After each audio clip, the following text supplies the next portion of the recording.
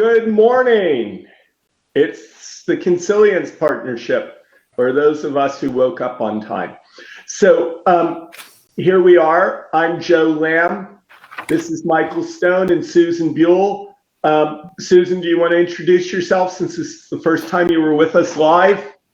Sure. Good morning. My name's Susan Buell, and it's a privilege to be here with you today to explore different curiosities related to insights in your health and your journey to your best self. So I have dedicated over the last 25 years of my life to being with people and person-centered care and helping us walk the journey of building our awareness to realize and recognize our full potential. So it's a privilege to be here with this group today.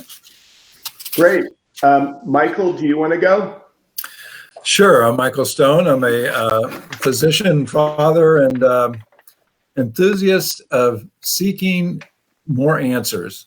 And Joe and I have been working for a few years in looking through the lens of functional medicine. And it's just a great honor and opportunity to be here this morning, beginning to understand what each of our heuristics are. What are the things we do to help guide us?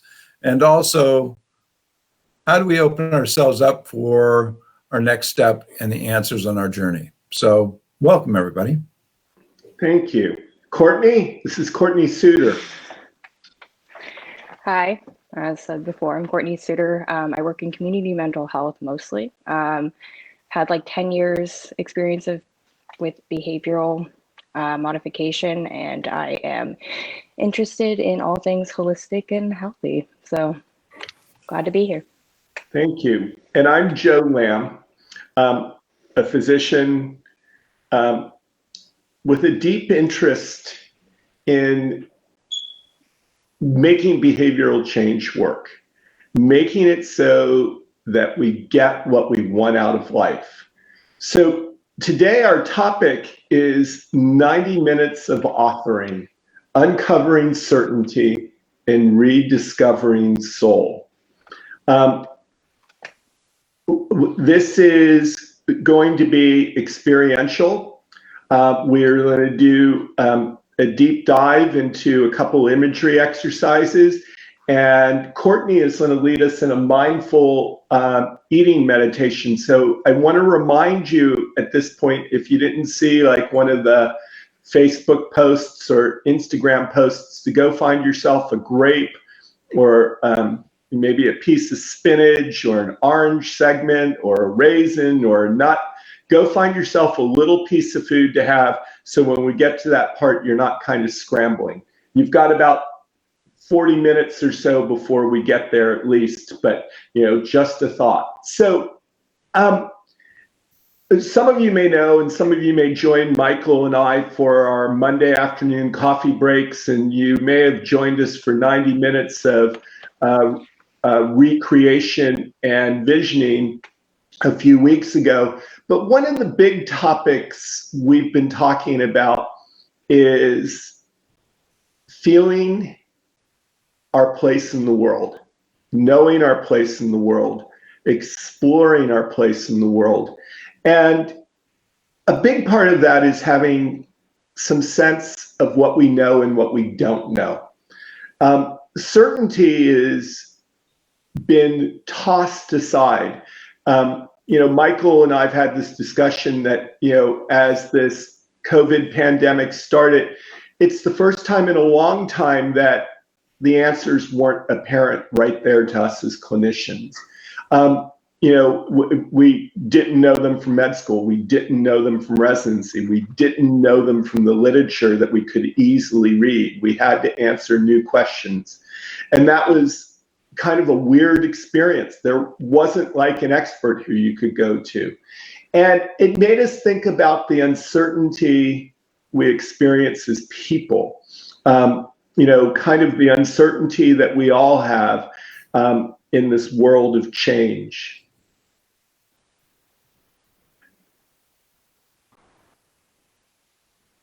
I'm sorry, does someone want to pick up or make a comment? Or do you want? I didn't intend to do this section by myself, so. The uncertainty aspect is real, and it's come into all aspects of our life, hasn't it? Through all the upheaval of the last 16 months, many of us have been uncertain of our health, uncertain of our resilience, uncertain of our economic security, uncertain of our job security, uncertainty. Suddenly, parents were thrust into becoming more educators of their children than they ever expected. We had the uncertainty of how to interact with friends. We had to socially distance. So that has shaken, well, me personally, that has shaken many pillars that were foundational pillars for me. For example, the pillar of science, because of so much discord in the population, science was not as trusted. Our security, think of the other things, security in our democracy was shaken a bit. And then it forced us all, I believe, to begin to grapple a little bit more with the uncertainty of life. So this is just a great opportunity for all of us to take a quiet moment or a reflective time, take a walk, and really reflect on how we each individually have done the cascade of uncertainties in the last number of months. Well, Yeah. and Go ahead. not to mention, like, having our whole routine disrupted, caused us kind of look at what it was that was valuable to us and what was necessary in our lives, like, instead of going through those mundane everyday tasks that we had to do, suddenly we weren't allowed to do those things. Like we couldn't go to our jobs. We couldn't just like see our children off. Like we had to become more involved in our own lives. And I'm not sure if this is the experience that everybody else has had, but I'm assuming so. But we've had to really slow down everything and then reevaluate what it was that's important to us. We've seen this huge cultural shift, where people stopped caring about consumerism and materialism and that sort of thing and started caring about their health and their role in the world and what they wanted to do. And it's one of the beautiful things that we get to take from this, Exactly. Absolutely. I think the process of being deconstructed outside of our normal, building on what both you and Michael have said, I for myself and what I've witnessed and others that I have the privilege to know and work with, it's been a reassessment of values. And I think, Courtney, you were talking about that in terms of what's important to us, and that slowing down gives us space. And the time together today is some structural ways to slow down and reconsider and rebuild, really, and reconstruct out of a deeper awareness about what matters, our personal values, our societal values, and where we fit in that. Been a powerful time. It has been, and it's been a time that's really challenged definitions, right? Because for most of us, what we know falls into the category of I know it or I don't know it. And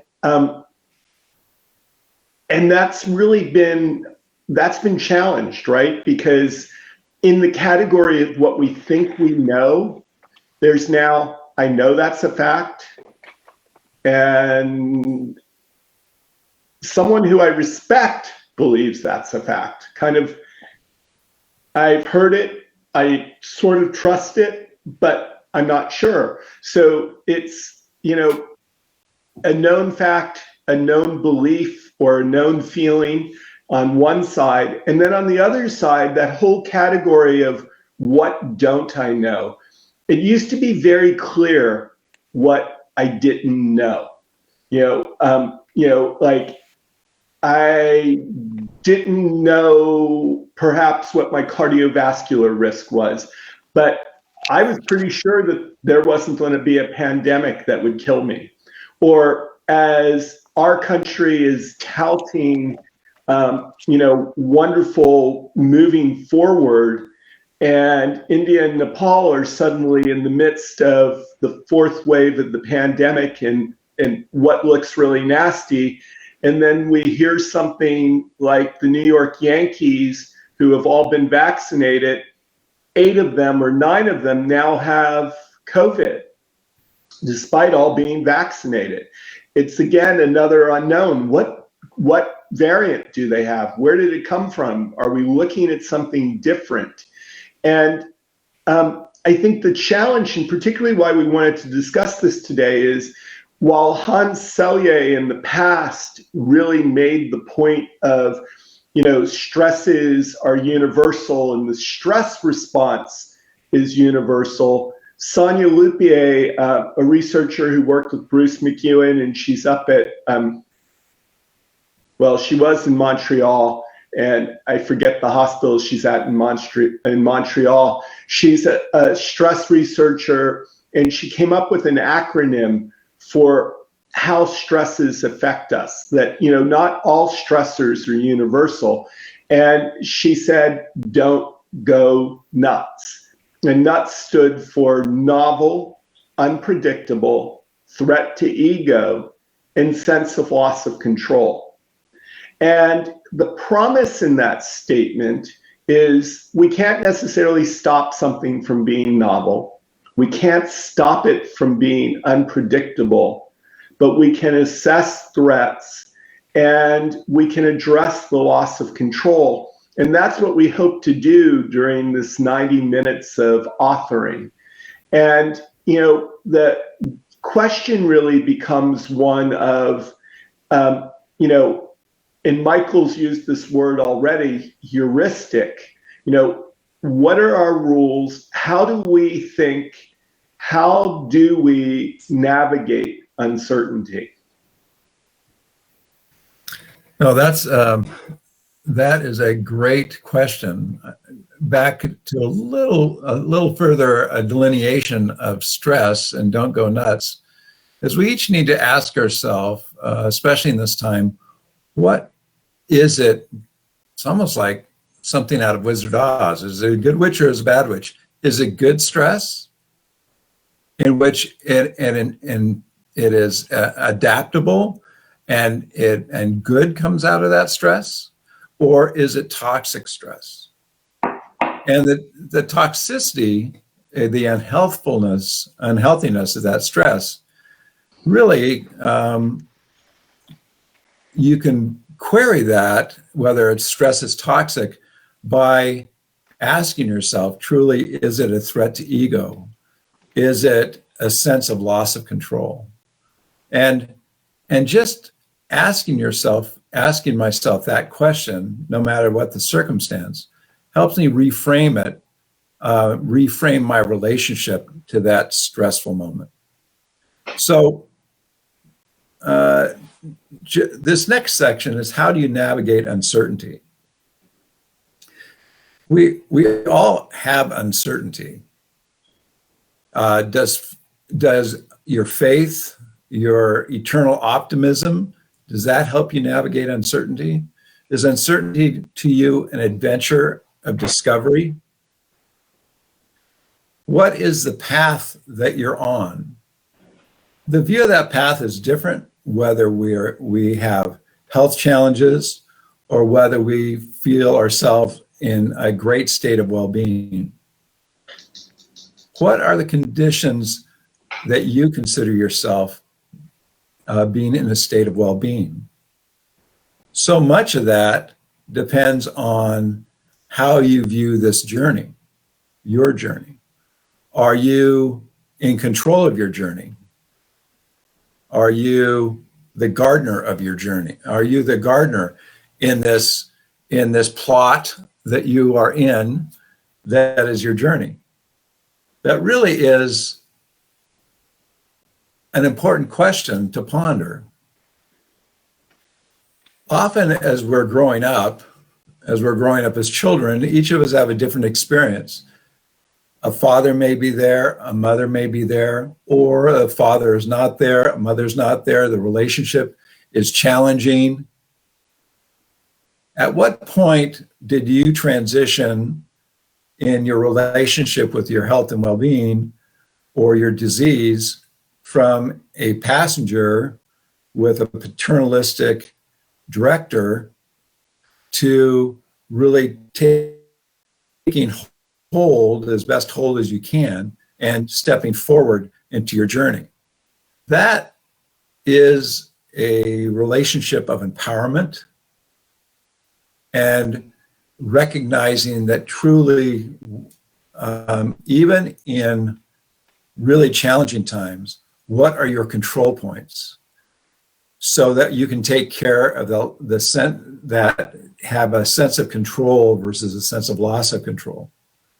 And so, this all brings into, as it relates to our health, of what is your relationship with health with different people that help you along those lines. So being a physician, counselor, guide with everybody in this call has been, is your relationship with that person that might be helping you or guiding you, are they in a paternalistic role, or is it an interactive role in which it's a role in which you're discovering? I like to use, instead of using the metaphors of you are the captain of your ship and the physician is the first mate, which is a reasonable metaphor that's been used.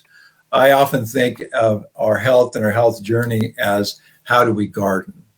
I don't know. Anybody else on this call, do any of you garden? Yeah. So gardening is this: you begin to understand the soil, what is needed for these plants to thrive. Do they need to be moved from the shade into the shade or out of the shade? What are the things that can be brought about so that plant or that potential can be nourished and grow?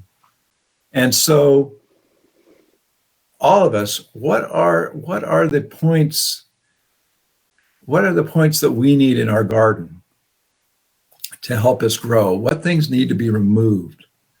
Abraham Lincoln said that, I hope people who know me will see me as a person who plucked the thistle that needed to be plucked so a flower can be planted in that place. What are the thistles or weeds that are not allowing you to thrive?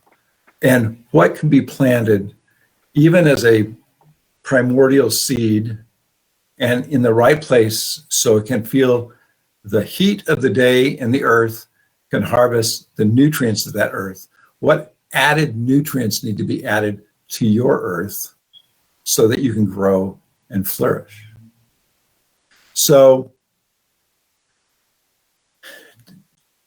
that is just a metaphor to ponder. And I think especially in the whole aspects of what we've gone through as a society, we need to think back to ourselves as a garden and what has helped us flourish or not flourish, what has stimulated our growth or hindered our growth, what helps us move to the next point. One aspect, and then I'll stop my monologue, one aspect that we've used for decades in the functional medicine model is, as a point of discovery, is the timeline. And everybody has their own timeline. When you began, where you are now, what has happened along the way, what has changed on that timeline, what have been the different antecedents, what set you up for a certain path, what was the trigger for a change in that path, what is continuing to help you in that path, which is like a mediator, perpetuator. Is that a path? You can look at that timeline through the health lens and well-being lens, or you can look at that timeline, as all of us do when we take a medical history, through how things began to change to unhealth. But really, if you plot out your timeline, if you plot out your earliest memories of health or well-being, your earliest challenges, your earliest successes, and the next step as you've progressed through the decades of your life, you begin to see patterns. Patterns of things that hindered you, patterns of things that helped you. If you look at the hindrances of tacks, you know, the sharp tacks that you never want to step on. If you put some tacks in a chair and if tacks were left in the chair and you inadvertently sat on those tacks, you have a couple options after realizing you have tacks in your bottom that's causing pain. You can take more painkiller, or you can figure out how to remove those tacks one at a time. If you remove one, you don't necessarily have to take 50% less medication. It still hurts. You have to ideally remove them all. And that is the tack rule that one of the founders, one of the early pioneers in functional medicine, Sidney Baker, coined. And I think that's applicable to all of us who have gone nuts at different times of our life from stress. What are the components of that stress that has been a tack that needs to be removed? And how are we empowered to remove that tack so we can thrive and take the next step into greater well-being?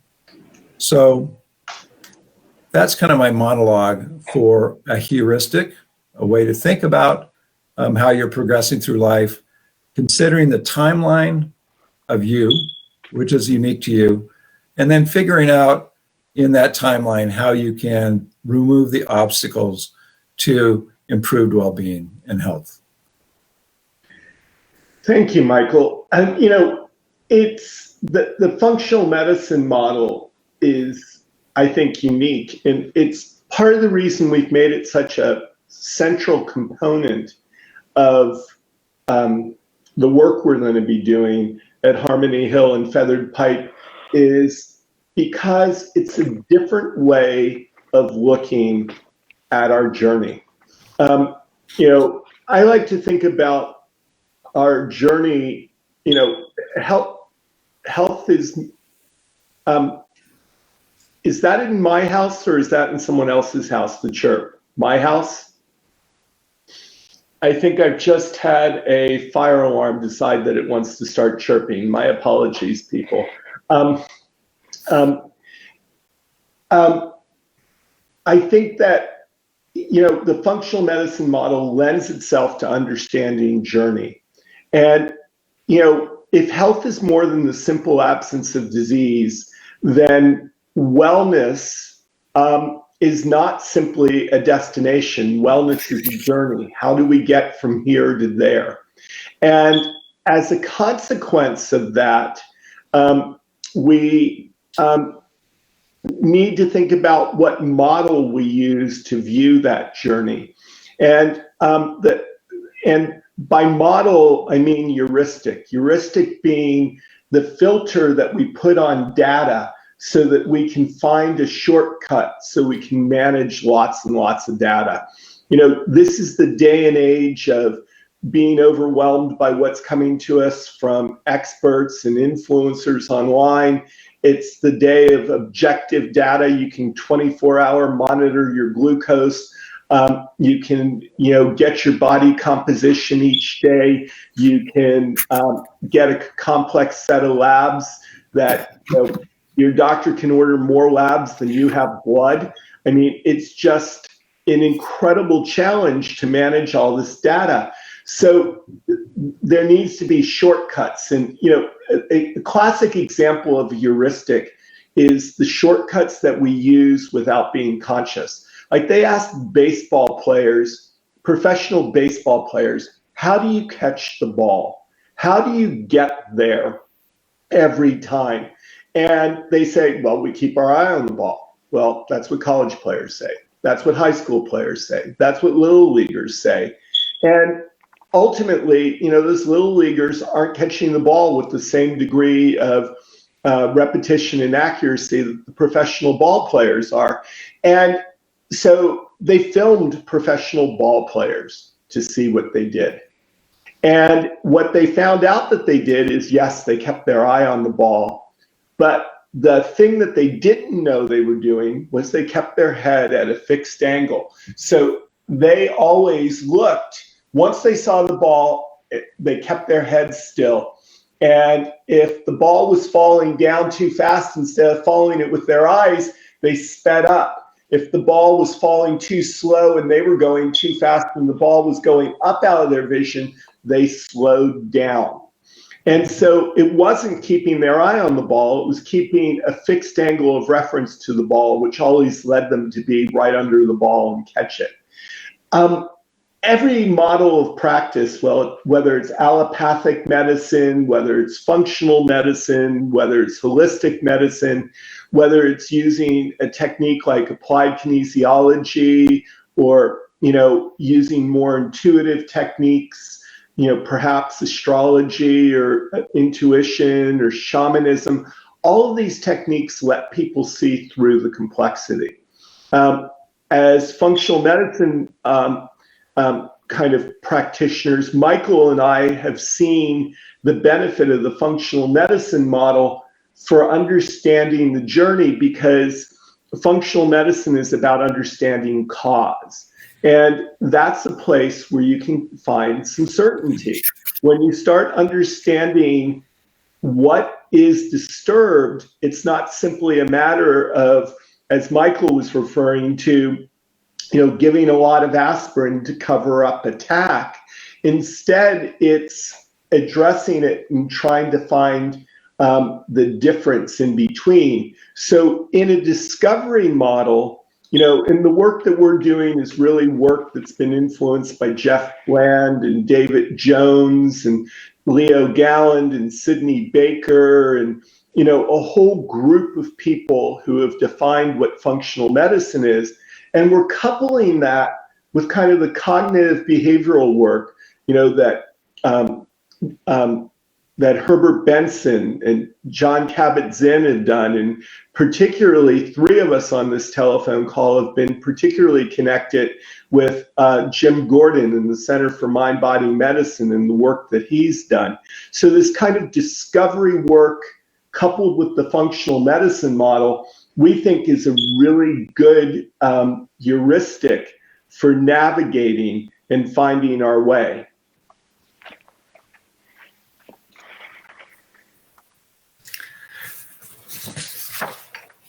That's exactly true. And I think that the power is in that is allowing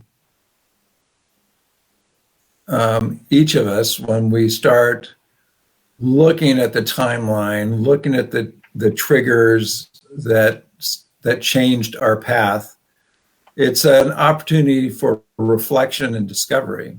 And when we can slow ourselves down through many of the different techniques that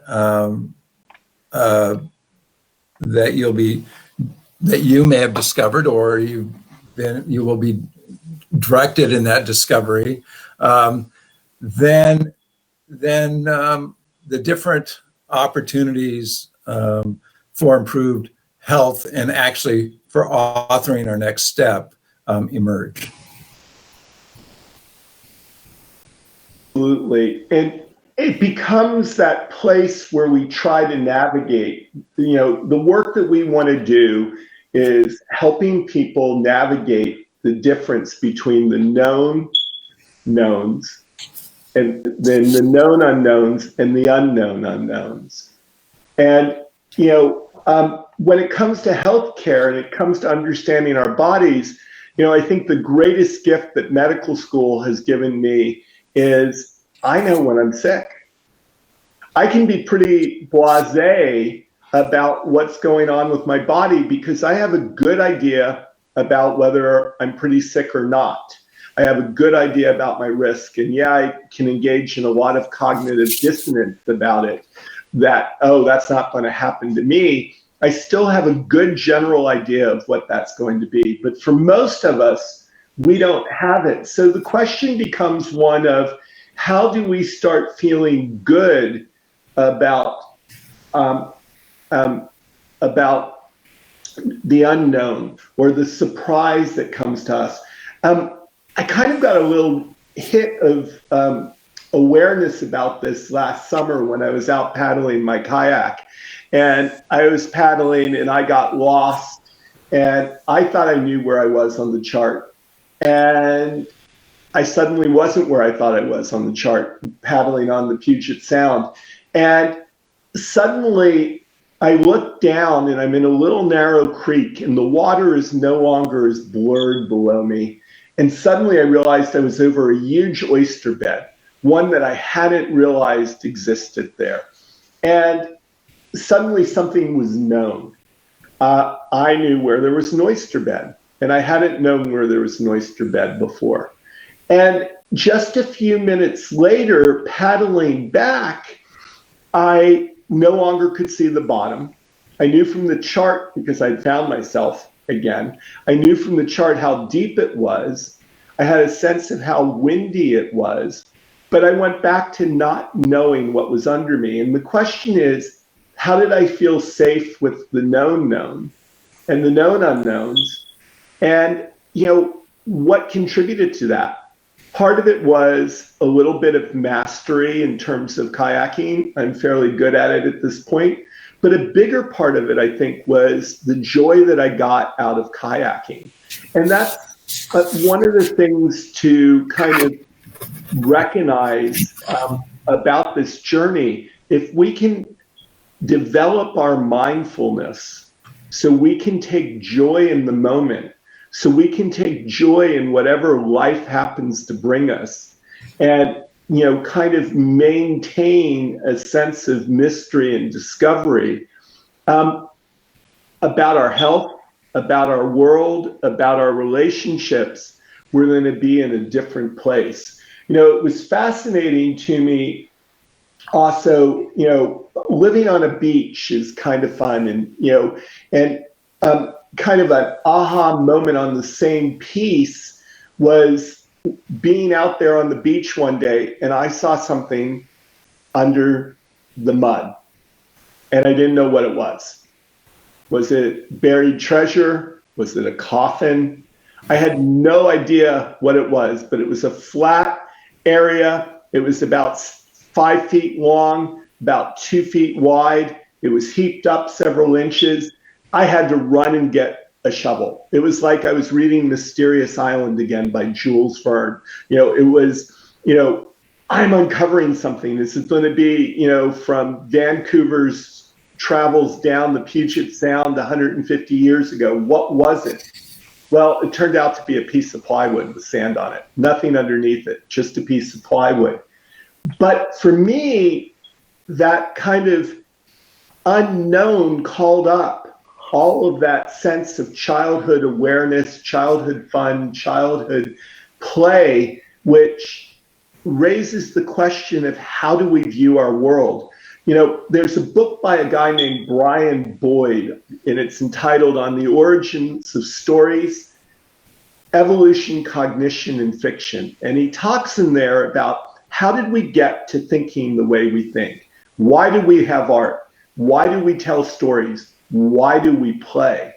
And we do all of that at the most basic of levels in order to help us recognize patterns and to gain meaning. So as we try to gain certainty, looking at patterns, looking at meanings, using tools, gathering information allows us hopefully to get to the point where it's not a transient few minutes in our daily life of being aware and being joyful, but where it becomes a big part of the journey.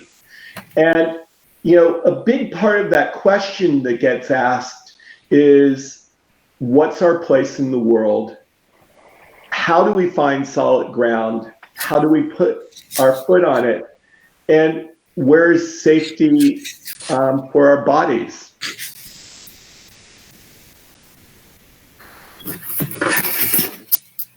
Susan?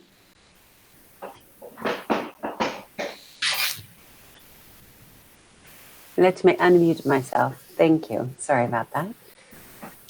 So I think the opportunities to get that kind of clarity that you're talking about, Joe, gaining clarity about our true selves requires different kinds of practices to give us space to discover and connect with our truth, which is typically, for me and many people I know, overwritten by my ego or our ego's conversations related to fear and security and protection, and that maybe intangible sense of control. So the practice of techniques to still ourselves so that we can hear our true voice and give the ego somewhere else to go for a little while and get connected to who we really are. So one of the practices that we'll be exploring this morning, we're going to give you an opportunity to have an experience of an imagery.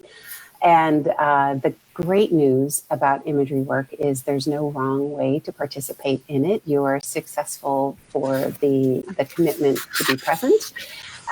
People experience imagery in lots of different ways. Some of us visualize in our mind's eyes. Some of us hear words. Some of us see, hear nothing, and it's just space. So however this washes through you and moves you is fantastic. Just practicing acceptance and curiosity with whatever emerges. So if you haven't practiced imagery before, I'm going to invite you to be in a place where you're supported. So whether that's in a chair or sitting or lying on the ground, uncrossed, whatever is crossed. And I'm going to ask you to just close your eyes and imagine how a baby breathes, right? When you see a baby lying on its back, its belly's nice, belly up and down, soft, gentle, deep breaths. So as you're seated or lying down, get comfortable. Close your eyes. Take some nice, deep, cleansing belly breaths in through the nose or mouth, allowing your belly to fill with that rich, yummy oxygen, and then fall and becoming still and aware of your body as a place to begin. So maybe you have clothes that are too tight, you can loosen those, take glasses off, whatever makes you feel comfortable and not distracted in your physicality, and allowing our attention to move to our breathing. That focus point becomes the breath. As thoughts come, just notice them and let them go. Let your breathing become even and comfortable. Breathing is the most powerful conscious influence you have on your nervous system. As we relax into our bodies and we focus on our breath and we clear space for our true self to come forward, I'm going to allow you and invite you to imagine yourself in a very special place. This place could be a real place, a place you may actually have been, a beautiful spot in nature, or a comforting place in your own home. In your mind's eye, your special place may be an imaginary place, a place in fairy tales. Indoor or outdoor, it doesn't really matter. Should more than one place come to mind, allow yourself to stay with one of them. The only thing that matters is that it is a place in which you are completely comfortable and safe. You feel comfortable and safe. Appreciate this sense and this scene with all of your senses. Hear the sounds.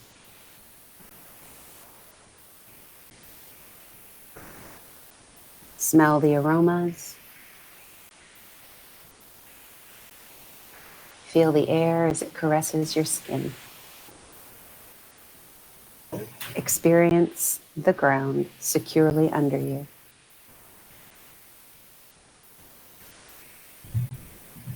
Touch and feel with your senses the whole environment that you are in.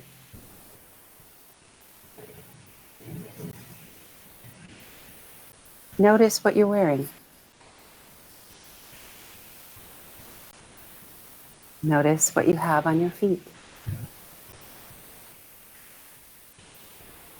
What time of year it is.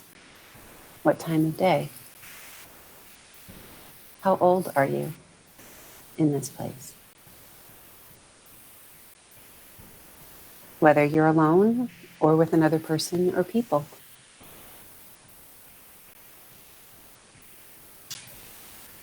Notice the colors that surround you.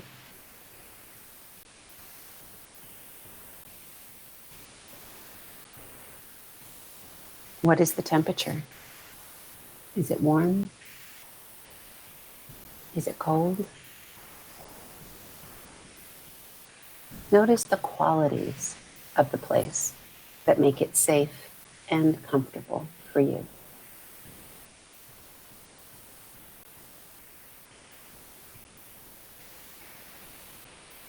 And look around to see if there's anything else that would make this place more safe for you.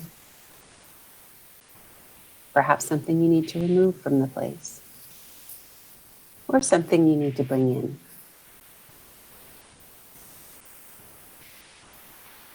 And then notice how your body feels in this place.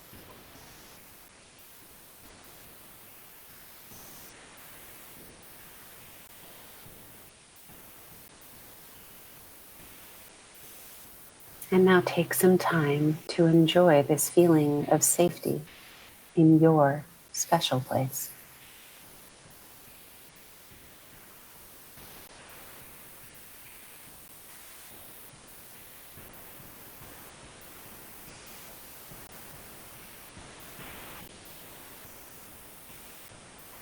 And now looking into the distance, you notice a shape or a form slowly moving toward you.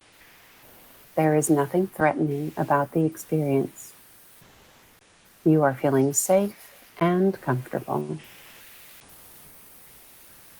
And begin to picture a wise being who will greet you. It may be a man, or a woman, or a child, or an animal, a color or a presence, or perhaps a feeling. See how old or young it is. See how large or how small it is. How it is dressed. If it is a person. And most especially, how its energy feels to you.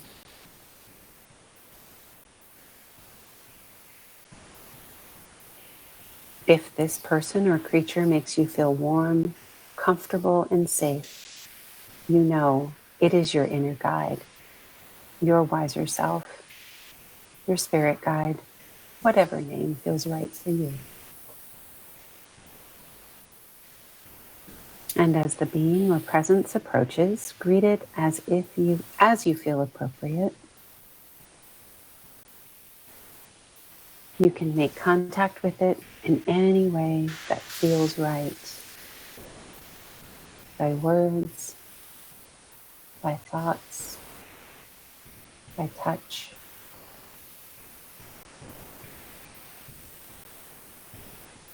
Know that this wise being is here to help you and to serve you.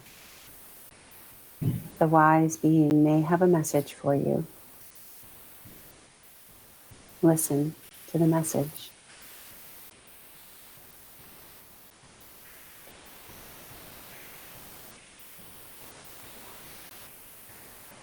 Accept the message.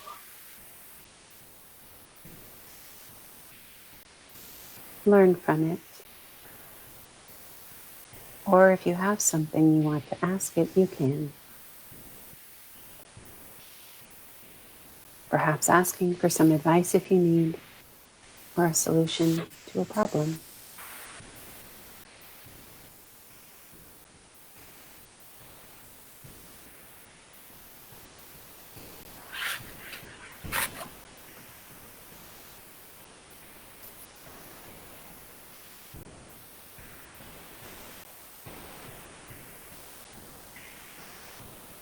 Your wise being may have a gift for you.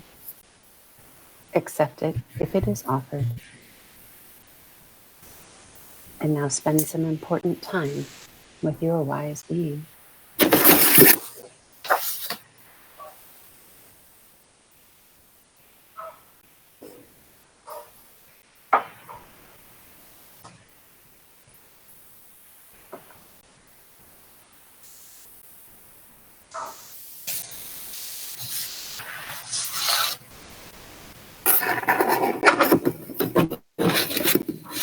Now give thanks, knowing that you can return.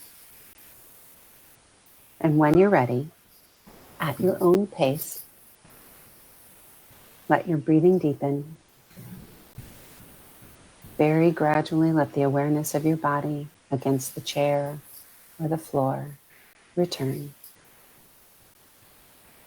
Bring yourself back slowly and comfortably. And now when you're ready, and only when you're ready, open your eyes with a gentle smile on your face. Thank you so much for taking the time to journey with us and for yourself, and giving a little bit of space for your inner wisdom to come forward, quieting our ego and connecting with our truth. We hope that you know that you can return to your safe place at any time. It's yours. It's available 24/7, and it is a safe place where you can find that container for being curious as you're reconnecting and restructuring and authoring your truth as we move through these challenging times. Thanks. Thank you, Susan. That was particularly powerful because you even made the smoke alarm comfortable. It stopped chiming as you did the guided imagery. That's actually only because it's my house, not yours. Oh, That's awesome. That's how we roll here. Soon it'll be not in your place, but in my place. I mean, you know. So I was describing change to,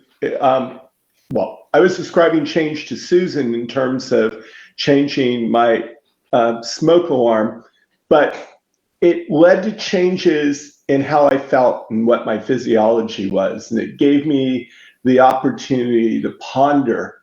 And a lot of science, Michael, has been done in this regard, right? About how changing our mind actually is represented by changing our function, right?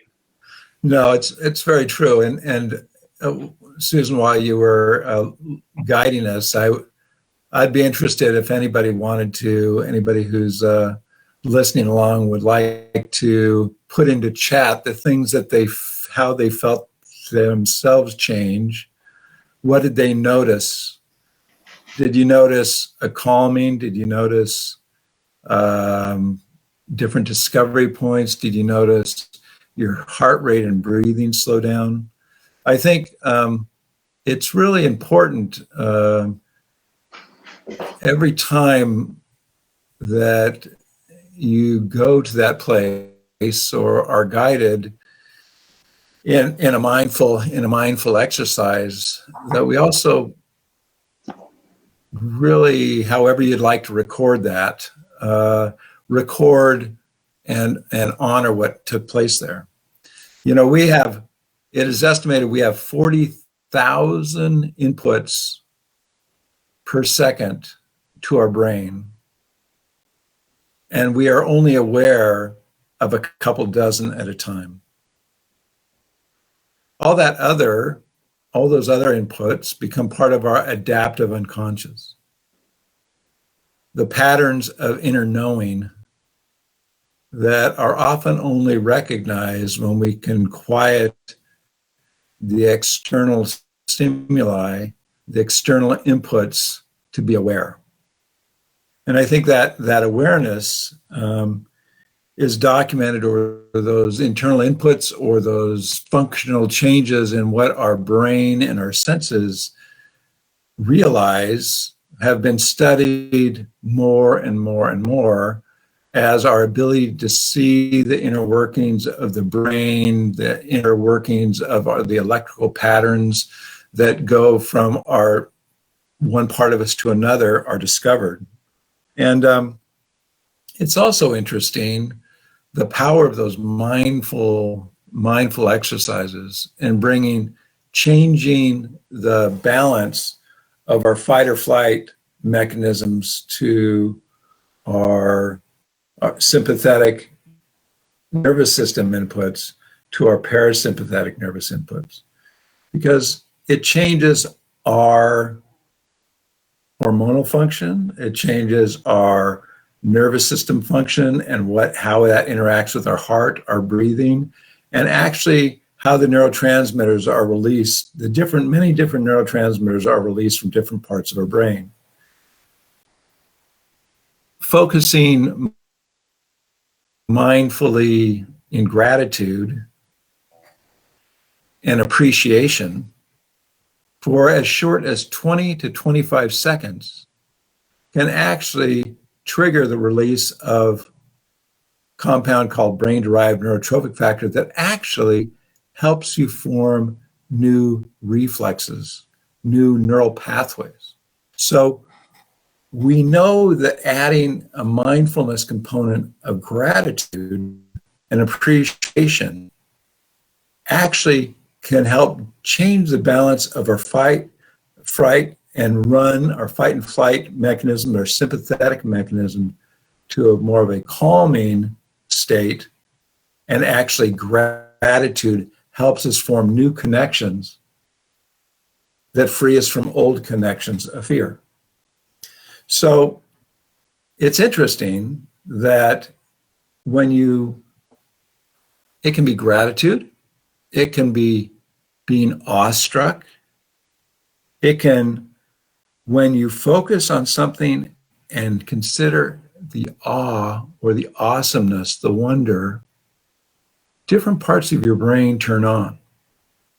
Different parts of your brain turn on. What are those emotions or focus points for you that help you calm, that help you see more, that help you connect with emotions in the past that you may need to release, to help you extend into the wonder of the next moment? So you think, okay, well, that sounds way out there. Okay, that's fine. So how am I supposed to apply that to my life? Well, one of the aspects, and some of the great thinkers and writers in this are Rick Hanson out of California, Hardwiring Happiness. A lot of the wisdom teachers, the wisdom writings help you learn to focus a little more on wonder and faith. But what is the tool that is one of the most powerful tools for me in helping me focus for a few seconds in gratitude? It's actually my cell phone camera. Why is that? Because every morning, early in the morning, when I know I need to go outside and let out the chickens, or let out and feed the horse, or wander around down by a pond, or just walk outside to feel the cool air and to see if I can see different tracks in the snow or in the mud from animals that move through our property. I often see in different light, whether it's the first morning light or whether it's the last light of night when the stars are still bright, but the first light is beginning to come up over the hills. It is a chance for me to quiet and actually use my cell phone camera and capture an image of beauty or an image that brings me gratitude. And we know, for me, with my cell phone camera, that I will see something out of the corner of my eye. I will focus on that. I will decide to capture that light. that reflection, that refraction, something that I know will be gone in a second.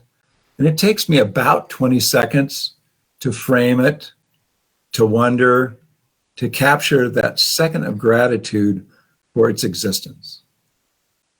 I also use the video component of this camera. So if I sit quietly and I hear the early morning birds, if a thought comes forward, I use it as my point of gratitude to be thankful for my first breath of the day, knowing that breath brings life. And just by using that cell phone camera that way, I know through gratitude, through appreciation, that I am wiring new pathways of appreciation that actually can be picked up on functional MRIs, on SPECT scans, and we, by those simple techniques of mindfulness, gratitude, we are changing our physiology, we are changing our brain function, and we are changing how we approach the next moment. We use this, so it is a powerful tool that we all carry around in our pocket because it can connect us to what we see. I use this tool in the clinic when I'm trying to connect a patient's part of themselves, their skin, picture of their skin, to their lifestyle. I use feeling the pulse and the guided imagery in the clinic when somebody's hypertensive or tachycardic to have them go to their safe place and within a couple minutes can see a drop in their heart rate by 30%, a drop in their blood pressure. I often see when their eyes are closed and I'm taking them through an imagery, I know that they are connecting to their safe place. I often will see with their eyes, I will see a tear begin to move down their face. That is the connecting point. You have connected to them. You've taken them to their safe place. And this works for children. It works for elders.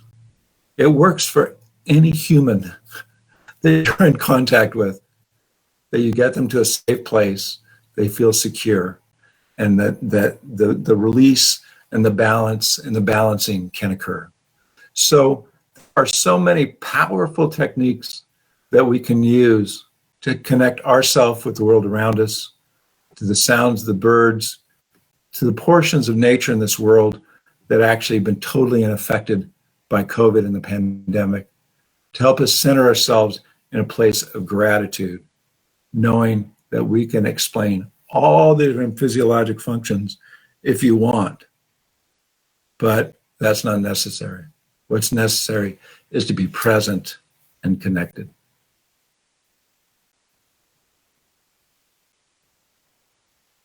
Thank you, Michael. It's interesting because the brain science is new, right? Functional MRIs are new.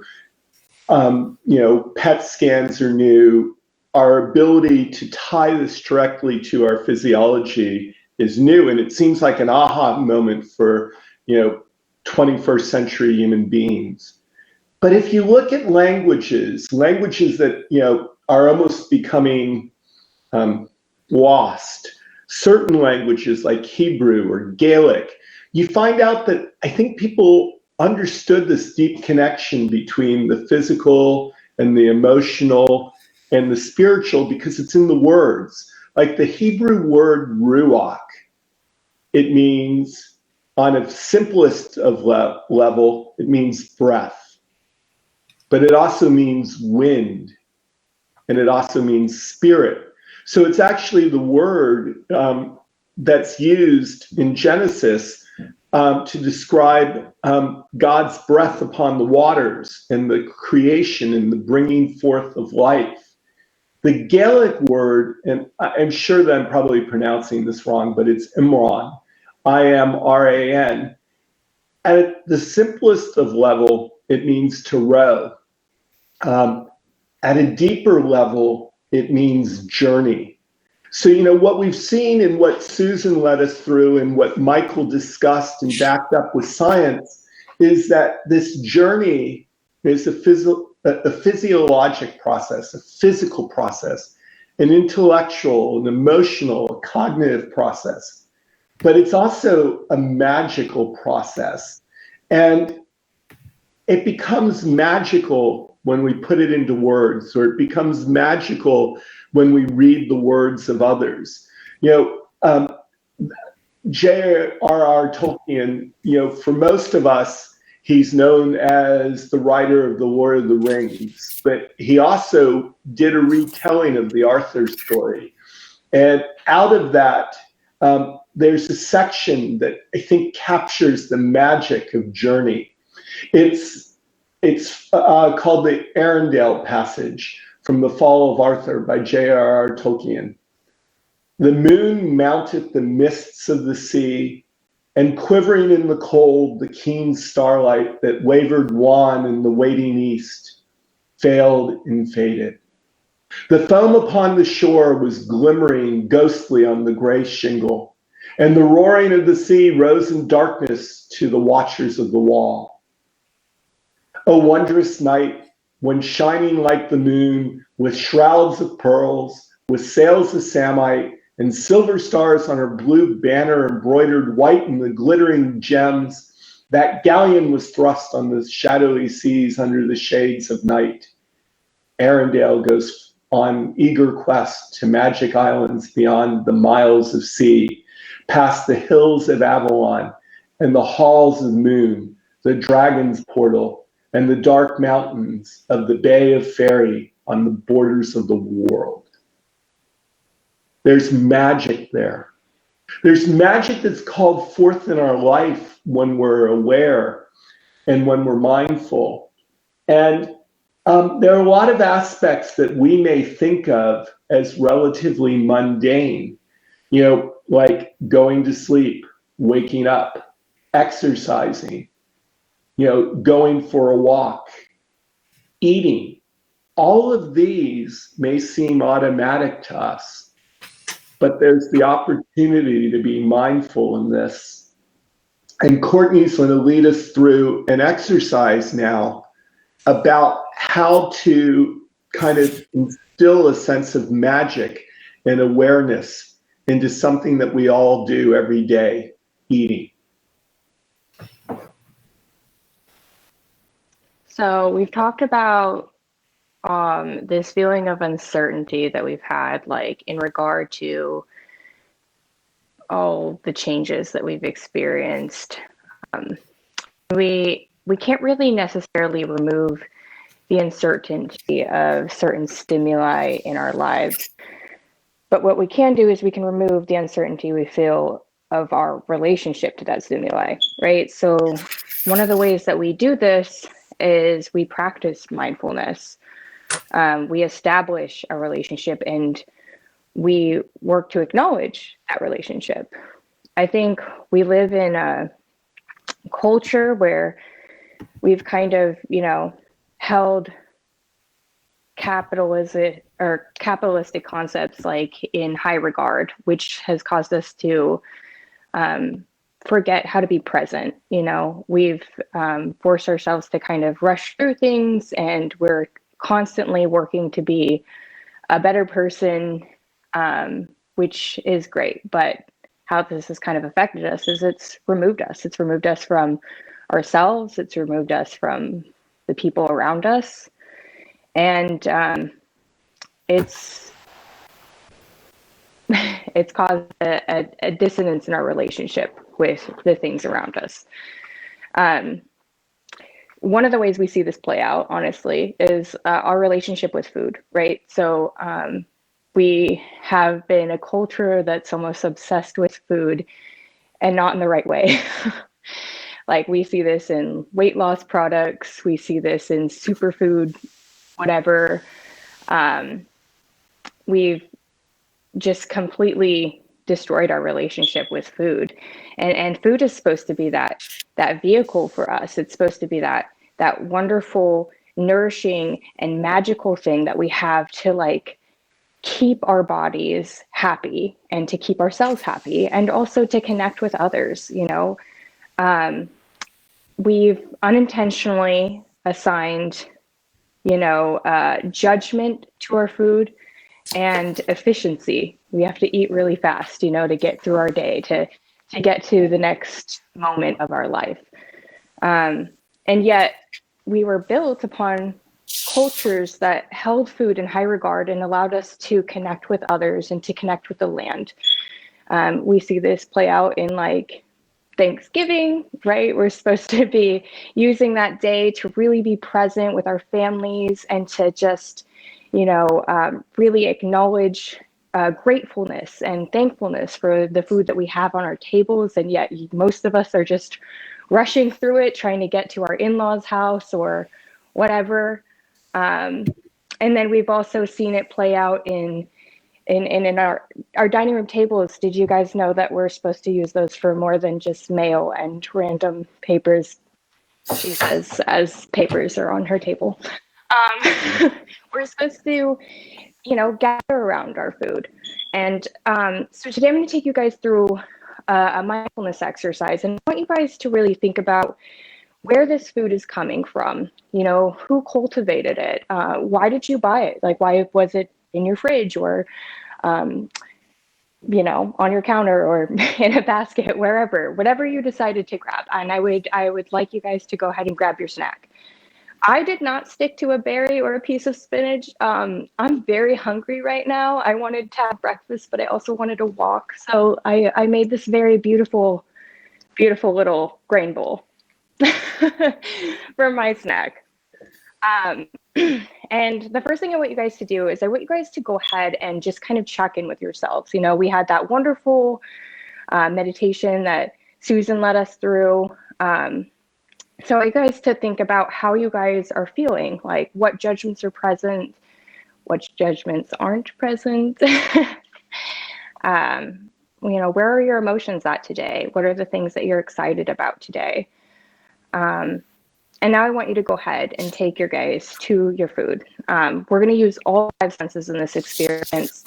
So I'd like you to take your snack, and I want you to go ahead and just pay attention to it. I want you to look at the colors that are existing within it,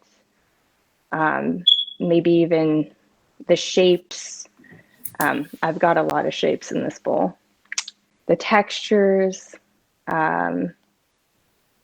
just really appreciate it. I think one of the things that has always been really helpful for me and changed my entire relationship with food was making it look pretty, just appreciating it where it's at.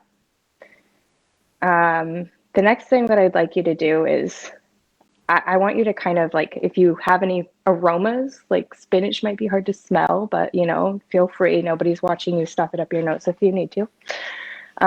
Just go ahead and take note of any aromas that you might smell, and whether they're sweet, whether they're or sour, earthy. Just notice that scent that's coming from it. Thinking about where that scent has traveled from, how long that scent has been there. Or perhaps you made it this morning in your Instapot, and now it's just existing in your kitchen. And then next I would like you to, this one's a little difficult, but I want you to try to hear it.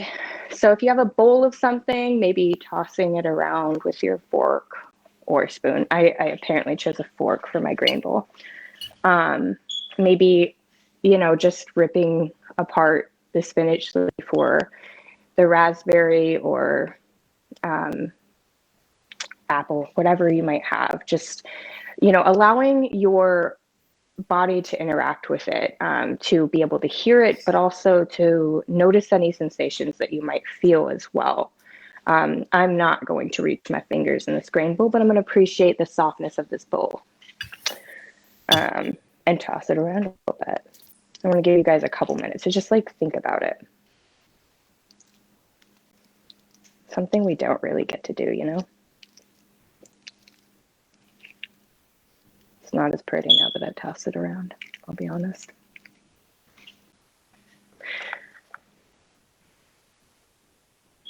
I always really like doing this with kids too, because they like to get really into it, you know. They like to destroy the snack to make it enjoyable. And I highly advise you guys do that as well. And now the next part of this, I'm going to give you, about a minute or so to really just think about and be present with your food when you take a bite. I want you to think about the textures, the flavors, how they change as they're in your mouth, anything you might feel against your teeth or your tongue, and just take note. Allow this to be a process of discovery rather than judgment again. I'm going to do some myself.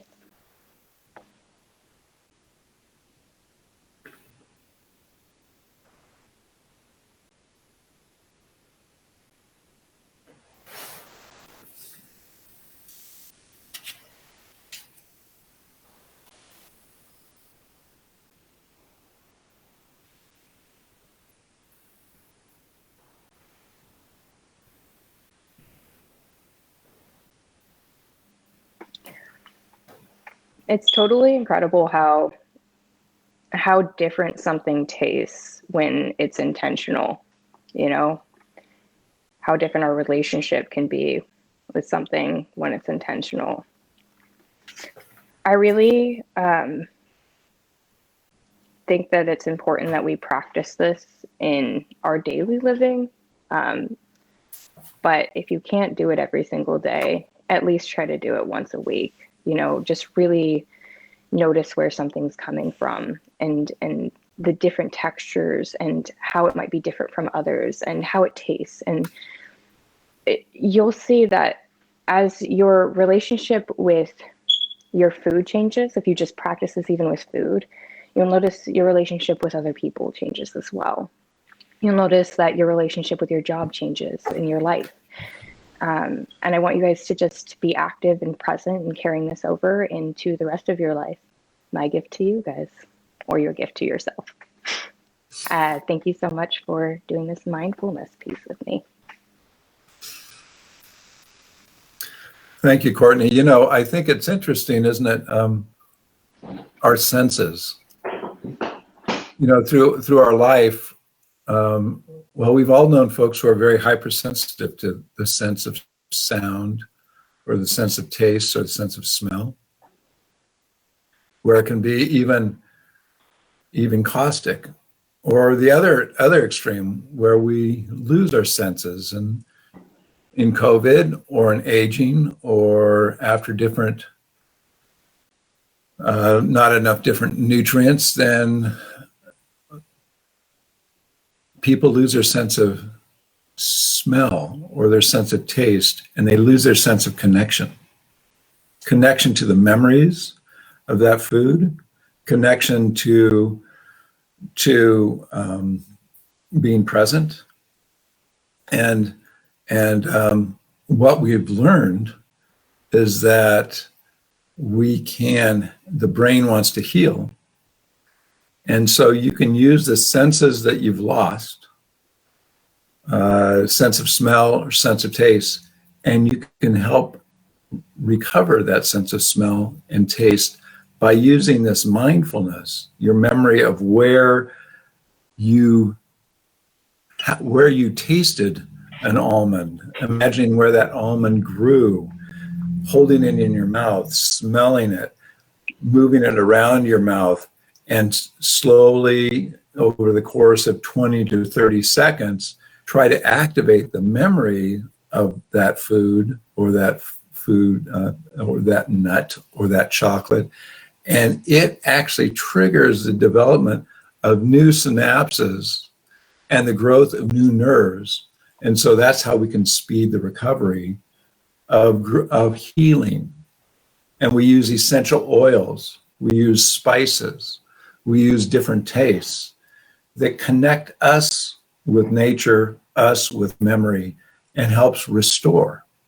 And so that I love this exercise, especially in the context of connection, as food is information. And when you start realizing all those different tastes trigger different aspects of our physiology for well-being. So thank you. You know, it's interesting because Courteney led us through a very personal experience of food. And, you know, Michael talked about the importance of food as information and food as nourishment, right? And it's giving us the calories to live. It can be medicine for some of us. It can restore our health. But one of the things that food is it's social. It's a very personal experience, but it's a global experience.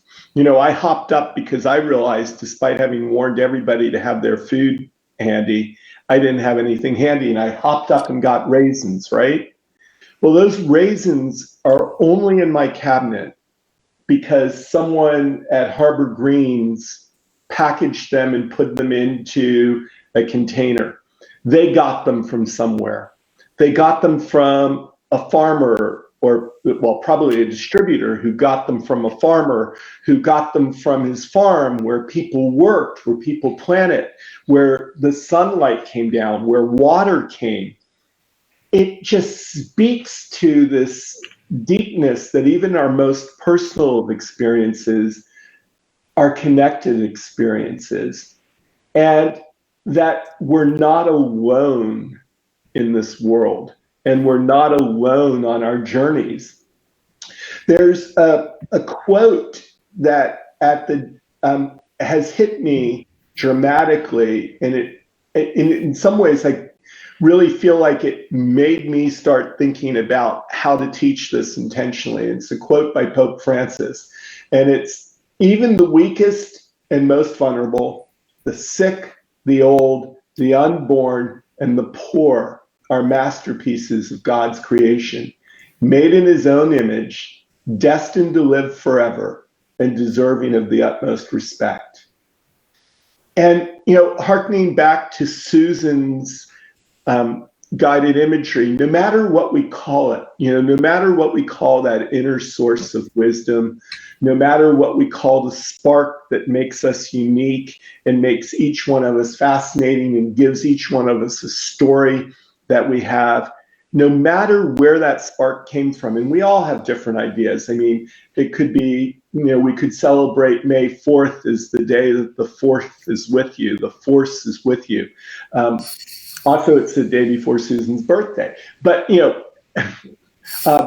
know, we may celebrate on Sundays. We may celebrate on Saturdays. We may never celebrate, and we may just ponder and think. No matter where we come from, we have this spark within us. And that spark is part of what drives our journey, but it's a touch point that a lot of us have kind of lost contact with. And it's partly this rediscovering of the spark and the integration of the spark. You know, as you know, we're doing these seminars because we're talking about, you know, the work that we're going to be doing at Harmony Hill in June and at Feathered Pipe in July. And, how does what we've talked about now connect to those experiences for you? You know, at the most basic of levels, you're going to get some knowledge. You're going to get a starting point. You're going to step off your front step down a path that will be new and different in terms of understanding how to get to healthy behaviors. But we hope that there'll be something more. You know, we hope that there's going to be a deep dive into looking inside. You know, Carl Jung talks about the person who looks outside dreams, the person who looks inside knows. And I just got that, probably just butchered that quote, but it's that inward looking, we gain knowledge and we gain certainty. And, you know, in the way I use the word soul and the rediscovery part is we live our world with our ego. It's our outward presentation, right? And then there's spirit that we all have deep inside of us, right? We've been gifted, and everyone has that spirit. And soul, perhaps, is the integration of the two. It's a way to show up differently in the world. It's a way to let go of Sonia Lupier's threat to ego or sense of loss of control. I am. If you think about what the word Yahweh, which was the Hebrew word for God, was, I am what I am, I was what I was, and I will be what I will be. It is an expression of that authentic self. And that is, kind of where we hope to get to at Feathered Pipe. Taylor Desjardins has spoken kind of, deeply to me. His writings were written before I was born, basically. They weren't published until after he actually died because he was under a ban to not share his thoughts, from the Catholic Church. But he has two quotes, and one of which is, really an expression of soul is who you would be if you weren't blind to your ultimate worth. And his quote is, you are not a human being in search of a spiritual experience. You're a spiritual being immersed in a human experience. So, and if that's the case, if we're here immersed, perhaps we chose it. And that spirit within us, as he says, connects us. We are one after all, you and I. Together we suffer, together exist, and forever will recreate each other.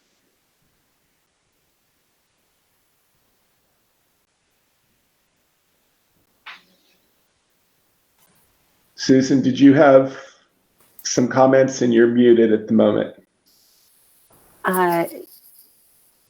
I think this conversation related to understanding self in the life journey and the connection and integration of all of those parts helps to build our wisdom and our confidence in accepting our truth and celebrating our truth. And I believe that the work of the people on this screen and many people in our community are seeking together to become stronger in our ability to be present and stronger in our ability to accept ourselves. And as Courtney was talking, accept each other. Can you see this that I'm sharing? No. No? Okay. It says I'm sharing. There's a way to do it. Yeah, that's okay. There's a quote that I'm one of the humans in my journey during COVID and beyond to help me get grounded and connected has been the work of Brene Brown. And I just had a quote of hers that I wanted to share on true belonging.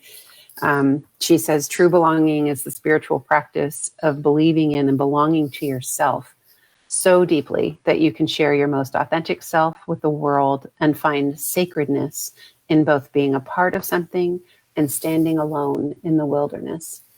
True belonging doesn't require you to change who you are. It requires you to be who you are. And I believe that so much of this work is about helping us believe in our truth, believe in who we are, have faith in that, and the body wisdom that follows that integration is so profound, and it is, I think, at the source of how we refer to health. So that's what I think about when you're talking about integration of soul and spirit and who we can be together to move toward that acceptance and expression.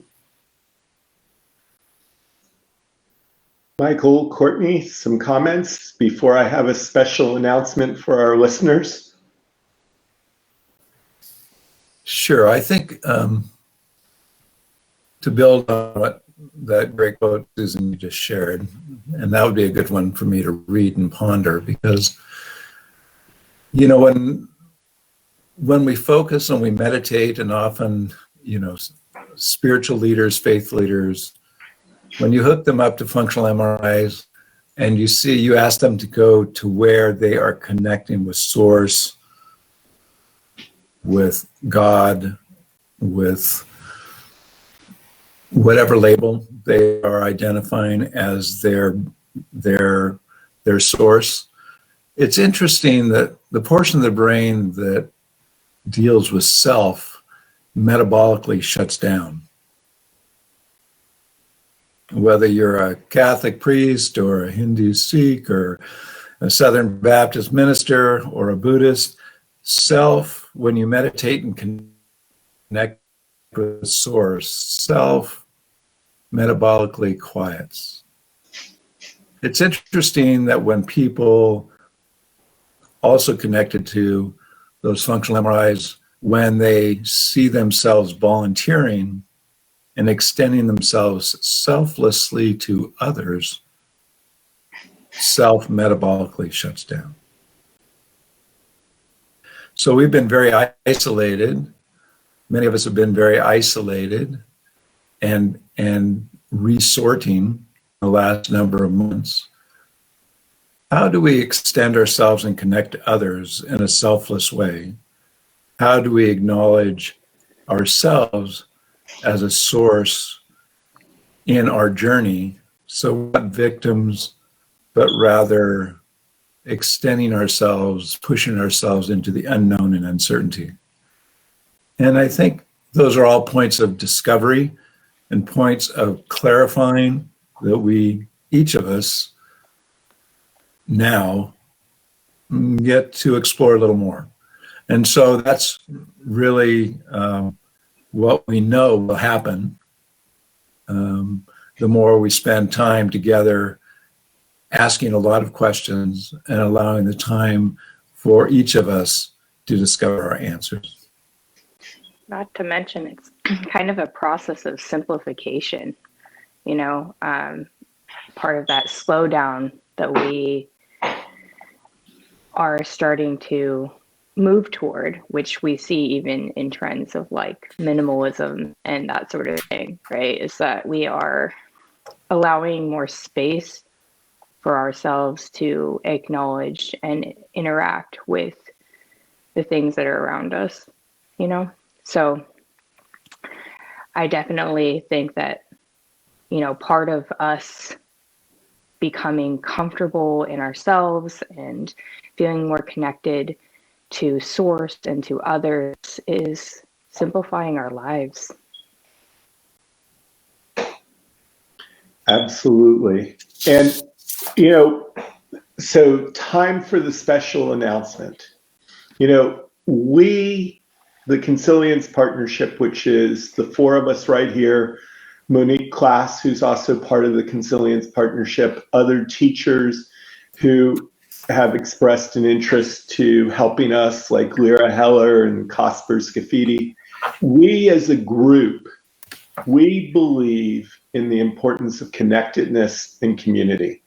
And we recognize that this is a really difficult time to ask people to travel, to come to Harmony Hill with us in June or to Feathered Pipe in July. And so a lot of effort in the last couple weeks has gone into creating opportunity, creating more space for us to be able to do this work.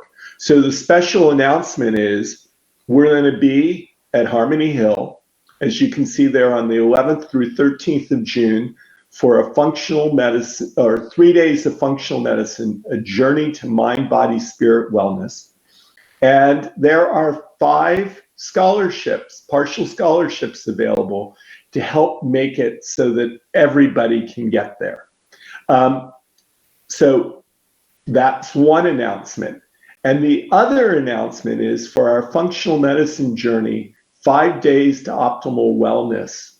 We've arranged some scholarships. The people who have already signed up are going to get the scholarship opportunity. So just because you signed up doesn't mean that you've missed that opportunity. So 3 scholarships are already spoken for, the people who have signed up. There are 9 more scholarships being offered. And to me, that number is magical because that's the Celtic 3-3, right? You know, 3 is the Trinity, and 3 Trinities makes it even more perfect. We have 9 more full scholarships to offer to people to come join us at Feathered Pipe. Details on the website haven't been updated yet. They'll be updated over the course of this afternoon and this weekend, but send an email through josephlambmd.com if you're interested in some of these opportunities, if you're interested in signing up. So all the details about the programs are there. The programs are what they are.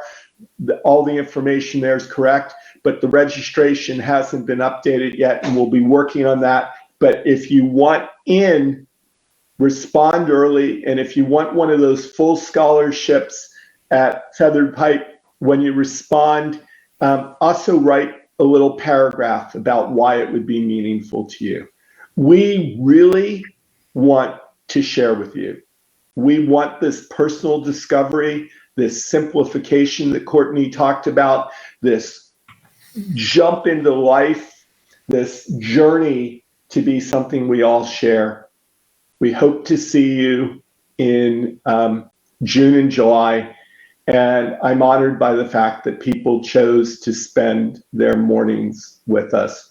And I don't think I cut off the dates for Feathered Pipe, but they're July 5th through 10th. They're in the chat. There's information in the chat. And again, it's www.josephlambmd.com. And there are actually some links that have been put in down at the bottom as well for the Harmony Hill retreat. There's a link right there that Kamala has put on for us to make my life simpler. So, and she just put up the Feathered Pipe link as well. So take a quick screenshot of that if you want, or just go to www.josephlambmd.com.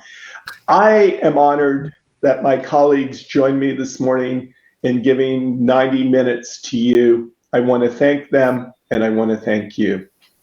Namaste. Namaste.